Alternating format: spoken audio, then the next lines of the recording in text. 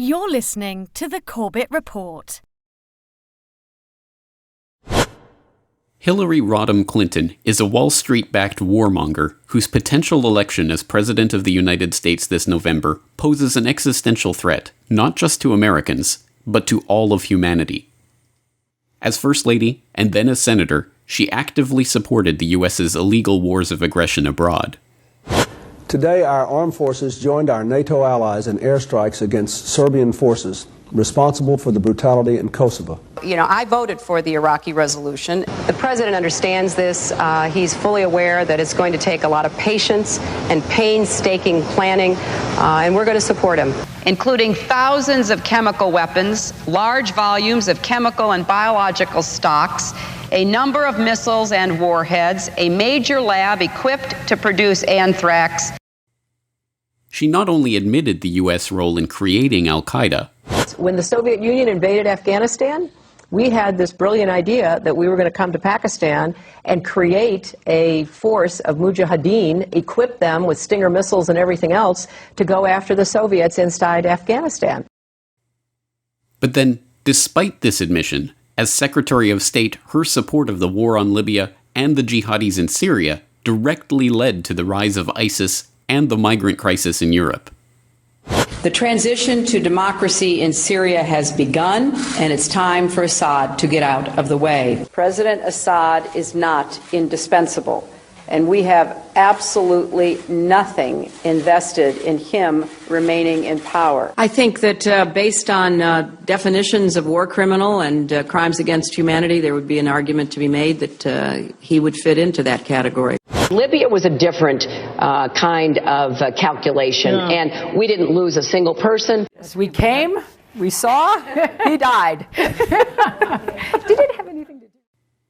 She was the one who announced the U.S.'s so-called Asia-Pacific pivot that has seen more U.S. military forces being placed in the Asia-Pacific as a direct military threat to China. And we look to the Asia-Pacific region, as we have for many decades, as an area where the United States is uniquely positioned to play a major role. The United States is not ceding the Pacific to anyone. And she has stated in no uncertain terms that Russia and Iran will be militarily targeted in a Clinton presidency, and that the nuclear option is, as always, on the table. And we will make sure the Iranians and the world understand that the United States will act decisively if necessary, including taking military action. There will have to be consequences for any violation by Iran, and that the nuclear option should not at all be taken off the table. That has been my position consistently. And Russia has to support the international community's efforts sincerely or be held to account. That Russia and China will pay a price because they are holding up progress, blockading it, that is no longer tolerable. And unlike her many, many political statements of convenience that are merely a reflection of whatever is most politically acceptable at the moment. Do you think New York State should recognize gay marriage? No. No. Okay. I support marriage for lesbian and gay couples. I represented Wall Street as a senator from New York, and I went to Wall Street in December of 2007, before the big crash that we had, and I basically said, cut it out.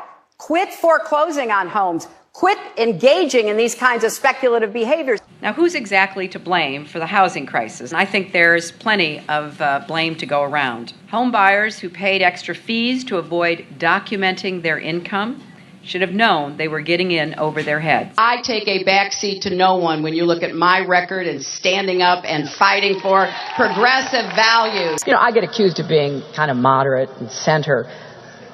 I plead guilty. We went through a thorough process to identify all of my work-related emails. The lawyers doing the sorting for Secretary Clinton in 2014 did not individually read the content of all of her emails, so that the emails were immediately captured and preserved. There was no archiving at all of her emails.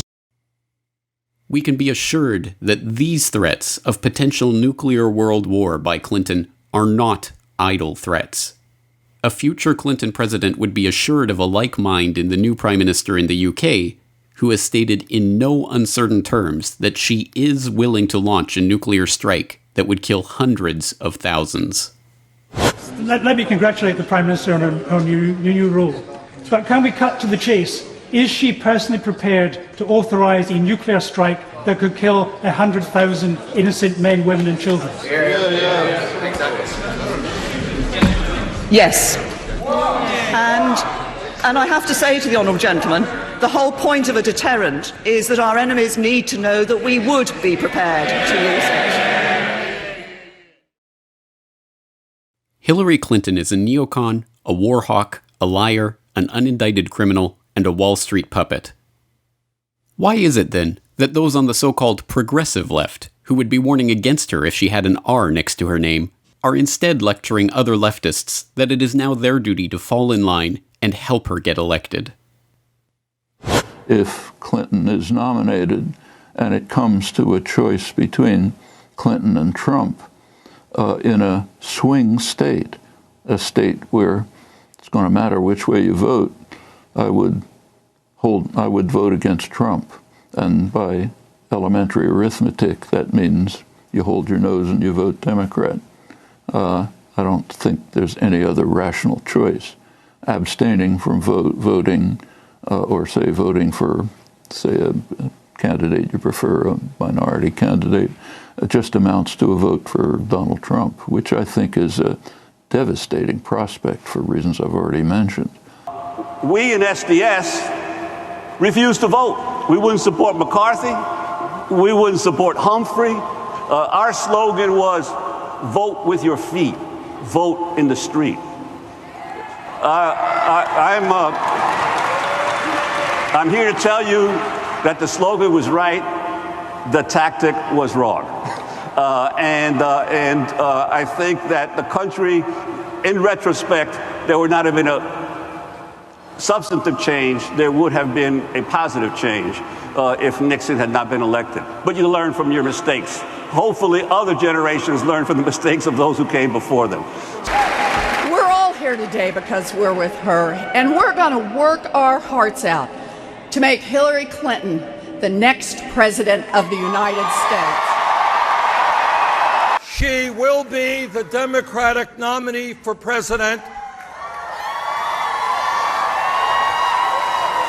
And I intend to do everything I can to make certain she will be the next president of the United States.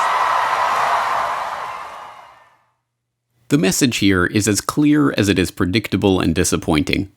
Once again, those with the influence to shape these events and ignite a genuine protest movement against Hillary's coronation at the Democratic National Convention are falling back into their roles as partisan ideologues, advocating for their candidate over the other side, taking the two-party system as a fait accompli and complicity with that system as the only way forward. But as Michelle Chossudovsky of globalresearch.ca points out, this election is fundamentally different. This time, the fate of the world hangs in the balance. In so many words, Hillary Clinton's foreign policy stance is, quote unquote, to blow up the planet. She has made statements to the effect that a first strike nuclear attack against Russia or Iran is on the table, so that if she is in the White House, she could, in fact, unleash the unspoken, which is World War III. I think this is something we have to address, both in terms of analysis, but in terms of political choice, so that anybody who wants to blow up the planet is not progressive. Secondly, she has a criminal record, not only in regards to the email scandal, but also in relation to the Clinton Foundation, which is involved in fraud, money laundering, political cronyism, etc. It is amply documented. So that, in effect, the choice for the American people is to elect a war criminal. Too many people become attached to the personality of these political personas, or fixated on the D or the R after their name. This clouds their judgment and stops them from seeing their policies and agenda for what they really are. As Diana Johnstone, author of Queen of Chaos, The Misadventures of Hillary Clinton, points out, Hillary is best understood not as a person, but as the instrument for the think tanks, Wall Street financiers, and other connected insiders who want to embroil the United States in more illegal wars and plunder the country and its people even further. I mean, Hillary to me is not even an interesting person. She is simply a shallow, ambitious woman who has decided to make herself the instrument of the Washington think tank persuasion, and is using that to pose as a great expert on world affairs, to be elected as president. She simply is the embodiment of all that is terrible in American foreign policy that has developed over the past decades. It is no hyperbole to say that the election of Hillary Clinton as president this November would be one of the greatest tragedies in the history of the United States, and perhaps the world. It is incumbent on people of all stripes, American and non-American, Republican and Democrat, progressive and libertarian, anarchists, and those who have never thought about politics a day in their life, to protest her nomination at the Democratic National Convention, work against her campaign for president, and avert the nuclear nightmare that is now coming into view.